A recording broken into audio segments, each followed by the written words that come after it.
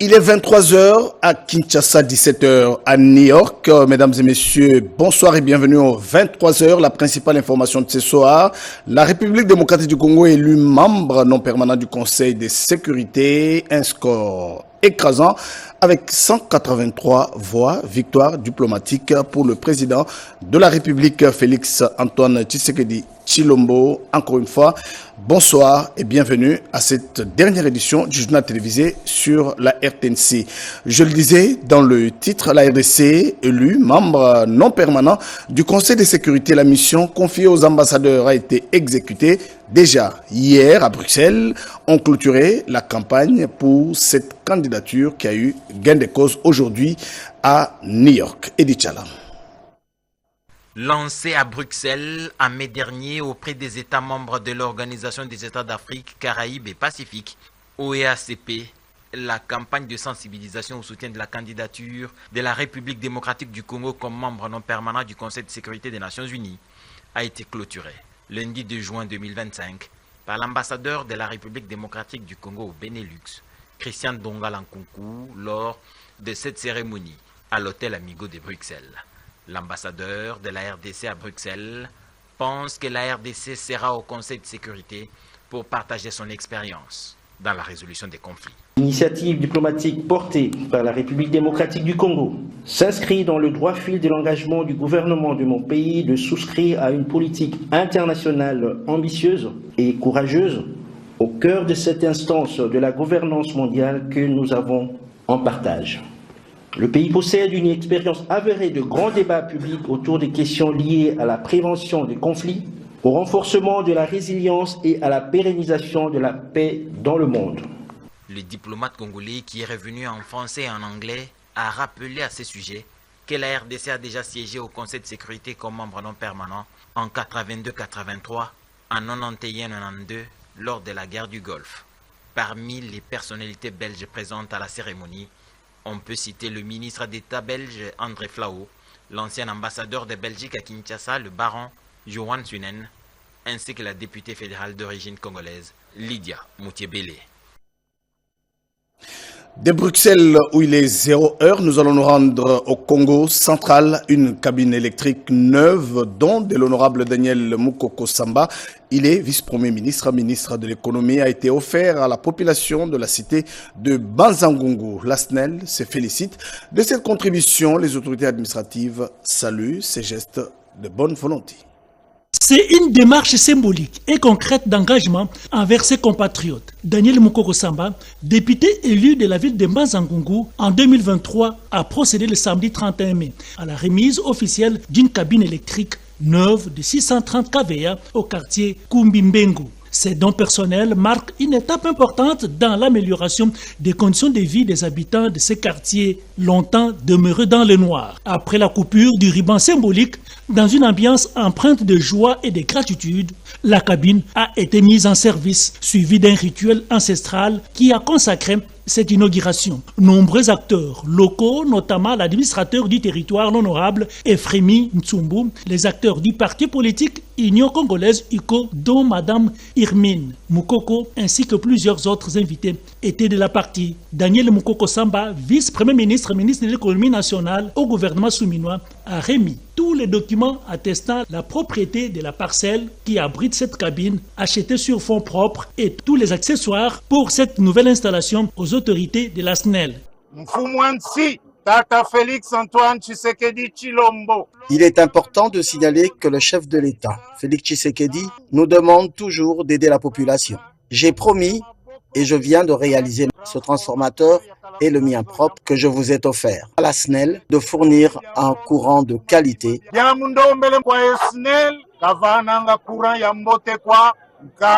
Les bénéficiaires ne pouvaient qu'exprimer leur profonde gratitude. Son Excellence, merci d'être venu dans ce paradis de vos ancêtres pour leur apporter votre inoubliable soutien.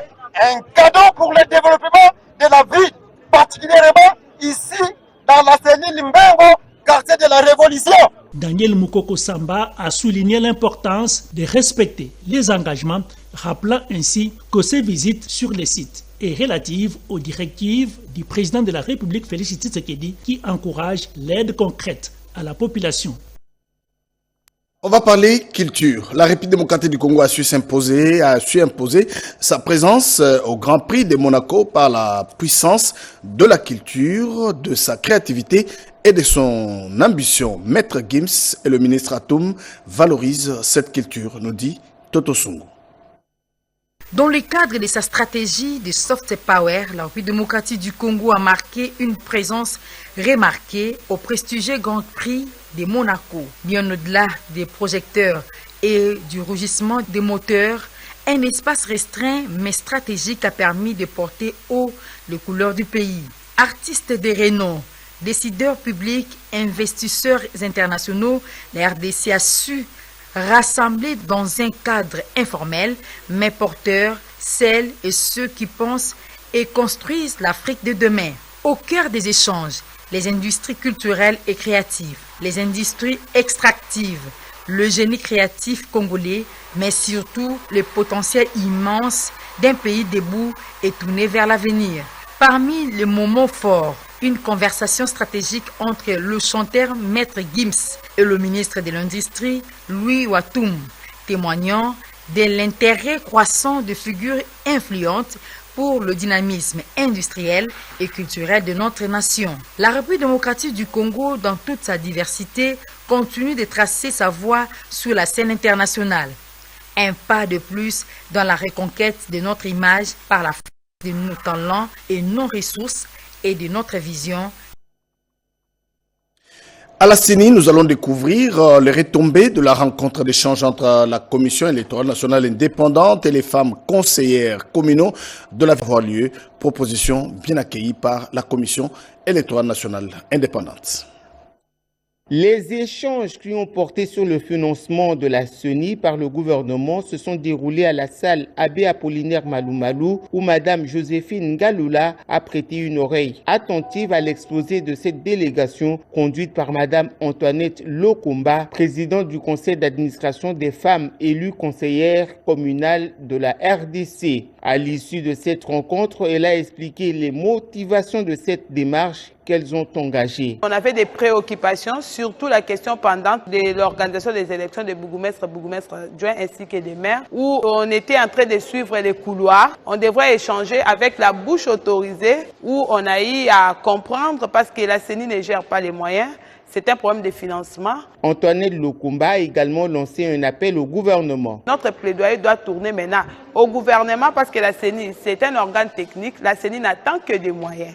C'est aussi une occasion que nous demandons au gouvernement d'essayer de mettre les moyens à la disposition de la CENI pour que la CENI organise ses élections parce qu'au niveau de la base, on n'arrive pas à fonctionner correctement parce que nous avons des organes, l'une issue des nominations et l'autre issue des élections. Il y a incompatibilité des tests, nous avons des incompréhensions, nous n'avons pas accès au contrôle ainsi qu'à d'autres prérogatives qui est liées au conseil communal. Par ailleurs, les conseillères communales ont sollicité un renforcement de leurs capacités afin d'améliorer l'efficacité et la pertinence de leurs tâches au sein des administrations locales. Les forces vives de la nation, une organisation de la société civile, appelle à la vigilance face à la diversion des exécutants du plan de la balkanisation du pays. On écoute les responsables de cette organisation. Déclaration des forces vives de la nation alors que le gouvernement de la République mène un combat acharné sur le front politico-diplomatique via les processus de Doha, Washington et Lomé pour mettre un terme à la guerre d'agression imposée à notre pays par le Rwanda et ses marionnettes. Ils sapent les efforts en cours, jettent les troubles dans l'opinion publique et cherchent une fois de plus à forcer les retours sur la scène politique. La Fédération des forces vives de la nation tient à faire la déclaration suivante. Première, depuis l'indépendance, notre pays a été otage de crises successives et à chaque fois, des dialogues politiques ont été convoqués. Mais au lieu de régler les problèmes de fond, ces dialogues ont surtout servi de tremplin à des politiciens à quête des postes. La coïncidence entre les discours des opposants et ceux des groupes armés, notamment le dernier en date de celui de Moussa Nyamwisi, Antipas, ne relève pas du hasard. Depuis 2019, ce que les urnes ont sanctionné Katumbi, le FCC de Kabila. Et désormais, les Pilisilim Moussa Nyamwisi n'ont eu qu'une obsession. Contourner le choix du peuple et revenir au pouvoir par la ruse. À l'heure où notre nation fait face à une agression manifeste, tout homme politique responsable devait être en première ligne pour mobiliser, sensibiliser et défendre la patrie. Et puis à l'Union sacrée de la nation, la main tendue de Martin Fayulu pour la décrispation de la situation politique en RDC est bien accueillie à la plateforme présidentielle. Le secrétaire permanent de l'Union sacrée, André Mbata, salue un geste d'apaisement. Le reportage est signé Christelle Ouindoula et Turbo Chimanga. Après sa tournée européenne dans le cadre de la diplomatie parlementaire réussie, l'honorable Didier Mbouimoundela, membre du présidium de l'Union sacrée de la nation, est venu partager avec le secrétaire permanent, le professeur André Mbata Betoukoumé Soumangou, sur les enjeux politiques de l'heure et surtout la sortie médiatique de l'opposant Martin Fayulu. C'est une satisfaction pour moi. On attendait ça et par rapport à cette situation, et le chef de l'État, Félix Antoine Tshisekedi Tshilombo, en avait déjà parlé, il voulait qu'il y ait une cohésion. Et il n'est jamais trop tard. Le président Martin Fayulu a saisi une bonne opportunité, surtout que maintenant nous savons qui sont derrière ce qui se passe à l'est du pays. Et il a voulu montrer qu'il est patriote, il est un vrai Congolais, il est là pour le Congo. Et nous sommes ravis qu'il se rallie, qu'il parle avec son frère, le président, son Excellence Félix Antoine Tshisekedi Tshilombo. Aux propositions de Martin Fayulu, leader de l'opposition, visant à favoriser la décrispation de la crise à l'est du pays, le secrétaire permanent, le professeur André Mbata Betoukoumé Soumangou, a salué la main tendue de Martin Fayulu comme un geste significatif dans la recherche de la paix. Si le premier opposant, l'opposant Martin Fayulu, choisit de se situer du bon côté de l'histoire, nous ne pouvons que nous réjouir au niveau de l'Union sacrée de la nation. La diplomatie se porte très bien sous la présidence de Félix Antoine Tshisekedi Tshilombo. Il va encore se porter mieux davantage. Nous sommes de retour au Conseil de sécurité pour la paix dans le monde. La situation qui traverse le pays nécessite un engagement sincère de tous les acteurs politiques. La proposition du leader de l'ECD est un pas dans la bonne direction. Et puis à l'Union sacrée, à l'Union pour la démocratie et les progrès sociaux, les jeunes de l'UDPS, membres de la Force du Progrès, maintient au créneau pour recadrer l'ancien président de la République, Joseph Kabila, devenu chef rebelle pour ces jeunes. Joseph Kabila n'est pas un modèle pour la démocratie en République démocratique du Congo. Les derniers discours de l'ancien président de la République devenu chef rebelle, tenu à l'extérieur du pays, et son installation dans la zone occupée par l'armée rwandaise et ses supplétifs du M23 AFC continuent à défrayer la chronique. La dernière, c'est celle des jeunes membres des forces du progrès de l'UDPS qui qualifient Joseph Kabila d'amnésique au regard des accusations qu'il porte contre le chef de l'État Félix Antoine Tshisekedi. Sous son règne, le Parlement était transformé en une caisse de résonance où la démocratie n'était qu'un simple slogan.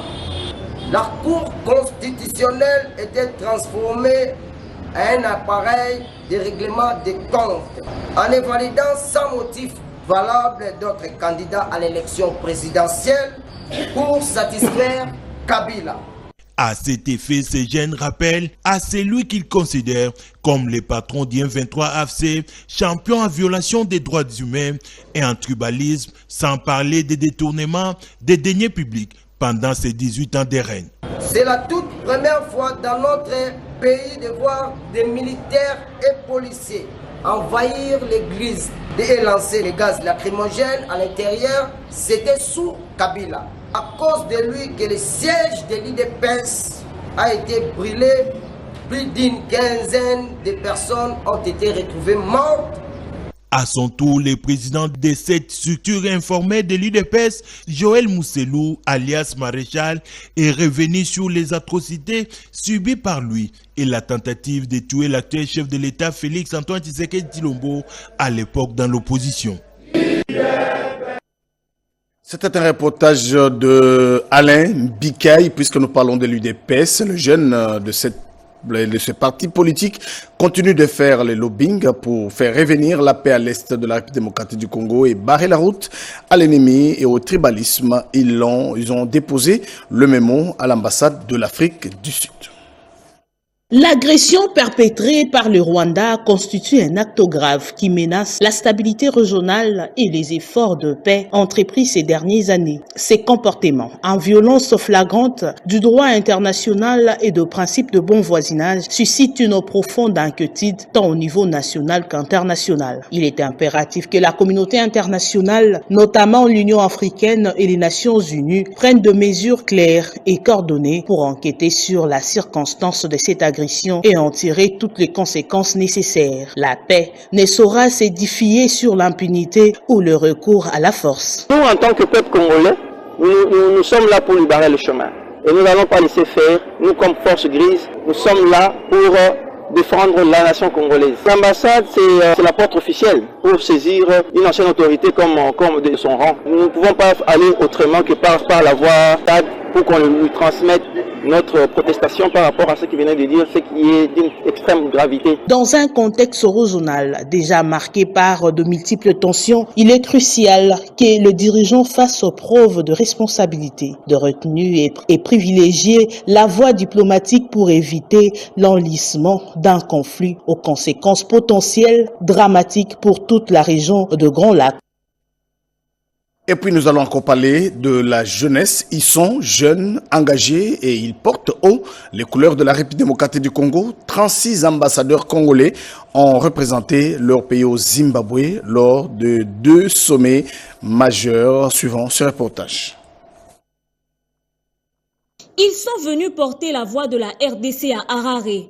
36 jeunes ambassadeurs congolais ont participé au sommet des pays membres de la SADC ainsi qu'au sommet de la terre et de la liberté économique tenu du 22 au 27 mai dernier. Un engagement fort de la part de ces jeunes dévoués à défendre leur patrie. À la tête de la délégation, Jonathan Lumea Masuta, président du Forum international de la jeunesse africaine pour le développement de l'Afrique. Il a conduit une équipe venue de plusieurs provinces. Ensemble, ils ont pris part aux réflexions sur l'avenir du continent, tissé des partenariats et porté haut les couleurs de la RDC. Nous sommes une jeunesse consciente, nous participons à des activités, non pas seulement pour la représentation de la République démocratique du Congo, mais pour contribuer aux différentes thématiques, les enjeux sur le développement de l'Afrique. La RDC, c'est un pays stratégique, un pays qui possède tout. Nous devons être aussi mieux placés dans ce genre d'activités, contribuer aussi scientifiquement. Là, nous étions reçus par l'excellence Emerson Ngangambwa. Nous avons déploré aussi la situation qui se passe à l'est du pays parce que c'est lui qui est le président en exercice de la SADC. S'il peut aussi faire des plaidoyers auprès de ses collègues chefs d'État par rapport à ce que nous, la jeunesse congolaise, nous lui avons proposé. Ces jeunes ont également salué l'accueil chaleureux de l'ambassadeur Michel Kama, résident au Zimbabwe, ainsi que le soutien de l'honorable Grâce et du directeur général de l'Institut supérieur des statistiques. Nous allons terminer ces chapitres consacrés à la jeunesse avec un mot de la culture. Les jeunes, les femmes et les personnes vivant avec handicap peuvent participer à la mise en œuvre de la zone de libre-échange continentale africaine par un commerce facilité, nous dit Edith Chala. En collaboration avec le projet FIRST, dans le cadre de la sensibilisation des jeunes, des femmes et des personnes vivant avec handicap sur la zone de la libre-échange continentale africaine, ZLECAF en sigle, il s'est tenu en date du 20 mai 2025 dans la salle Lubumbashi de l'hôtel Pullman de Kinshasa, une séance de sensibilisation placée sous le thème « Libérer le potentiel de la ZLECAF pour les jeunes, les femmes et les personnes vivant avec handicap en RDC ».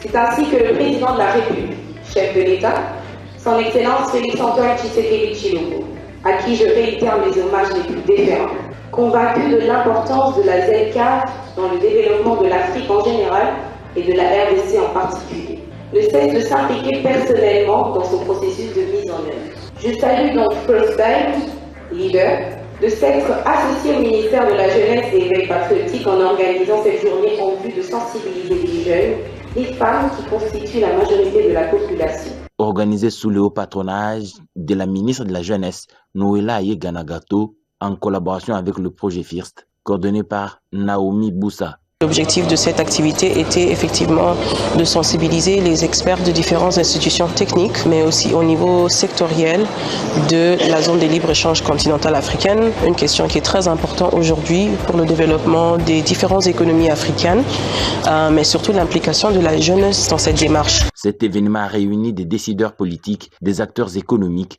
des représentants de la société civile autour de la question de l'inclusion économique par le commerce. Nous allons changer de chapitre. La Confédération des associations du club pour l'UNESCO a une nouvelle équipe dirigeante. Cette équipe est dirigée par Ilunga Chipamba. Le détail avec Rodepanda.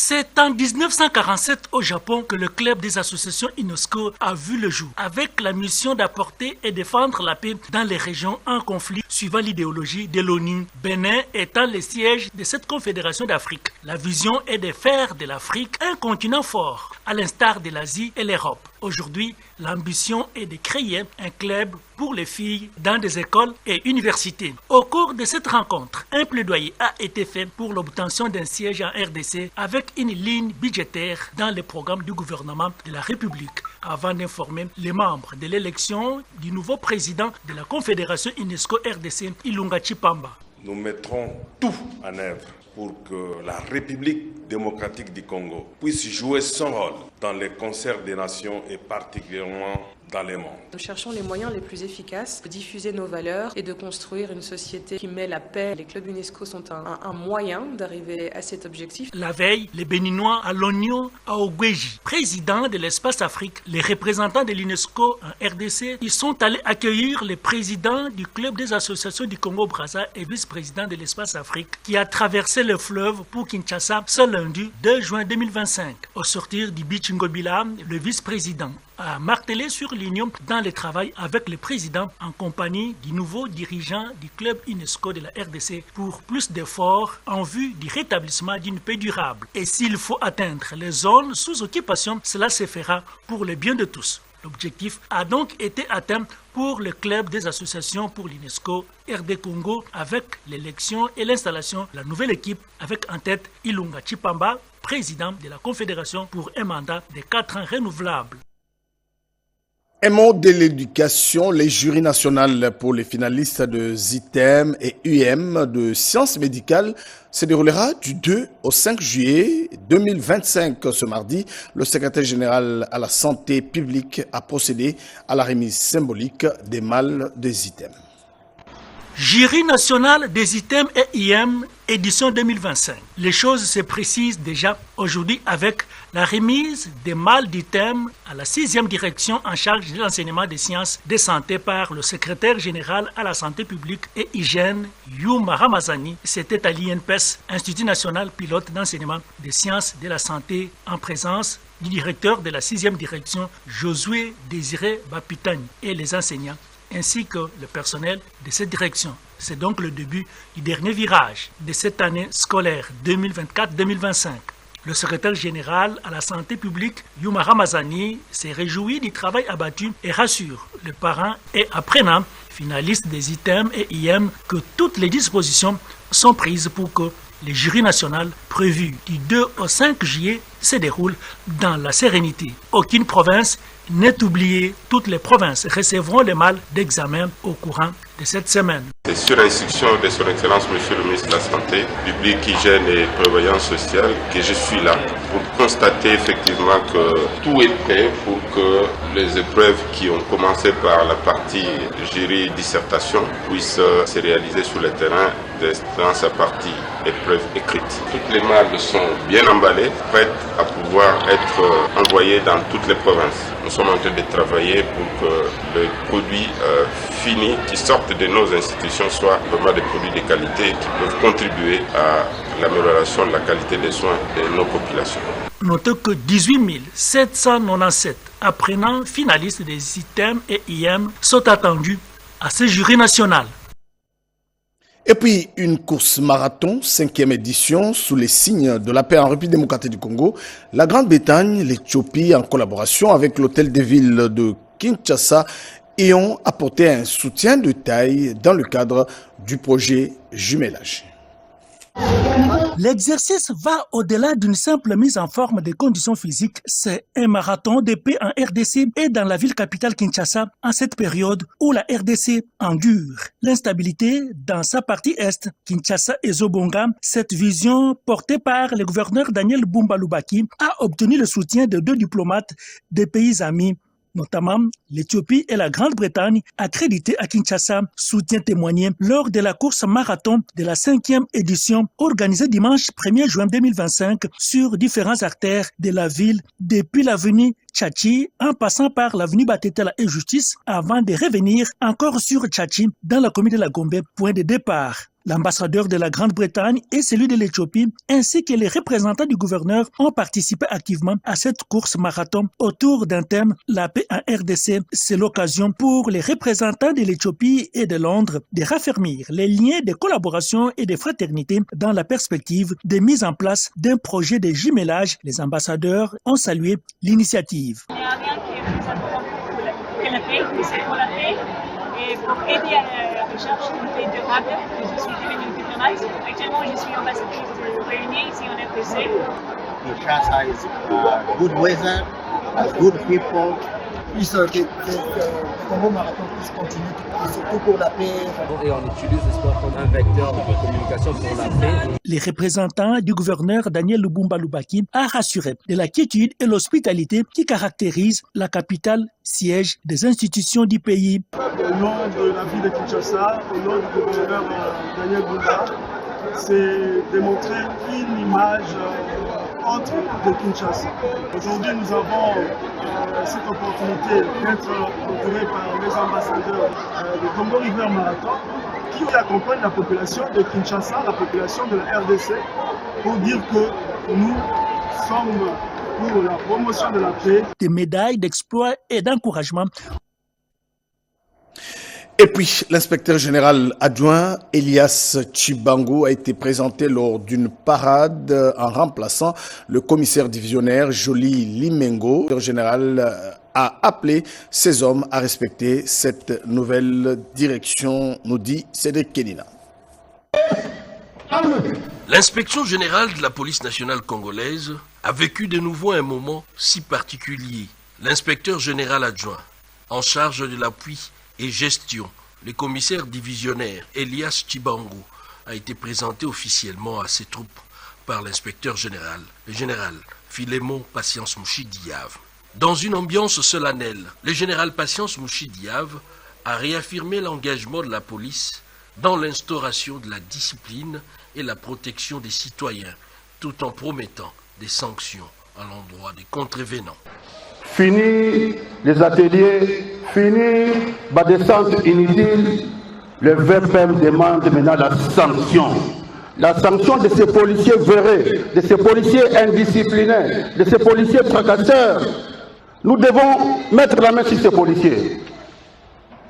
Et les OPJ que vous êtes, vous faites votre travail et ils sont sanctionnés, on les met à la disposition de la justice militaire. Nous en avons marre avec cette race de policiers-là. Après la parade, dans les installations de l'inspection générale de la police, le général a rencontré ses adjoints pour les encourager à faire preuve d'abnégation dans leur mission, rappelant que les autorités et la population comptent sur eux pour combattre les antivaleurs et restaurer l'image de la police. Il a également appelé à la loyauté envers le président de la République, Félix-Antoine Tshisekedi. Merci de votre fidélité, merci à Ramadan, merci à Alain Galia et Ernest Bolikoko pour leur contribution technique à ce journal. Merci, ce journal est terminé. Le journal d'Angèle Mabiala Landou qui a connu les concours rédactionnels de Christelle Loindula Zola demain matin 7h, Érudis Kitoto.